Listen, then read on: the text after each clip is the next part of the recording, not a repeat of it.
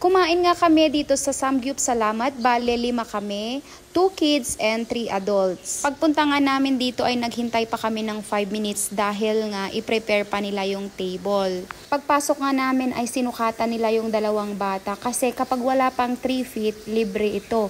So yung isang bata na kasama namin, wala pang 3 feet kaya libre. Bale, 4 lang kami na nagbayad. Yung isang bata naman ay lagpas kaunti ng 3 feet kaya kalahati lang yung bayad niya, 350 pesos. Bale 3 adults and 1 kids na yung binayaran namin. So 2,297 lahat. Yung 649 kasama na yung drinks doon. So ayan nga yung mga side dish fix na yun.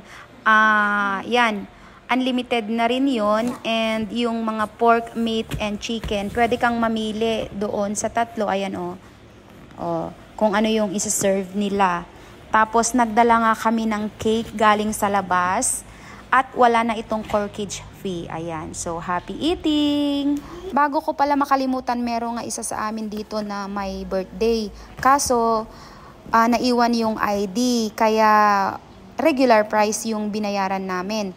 Kasi dito, kung wala kang maipakita na physical ID, walang discount or walang birthday promo. Kaya sayang, pero okay na rin.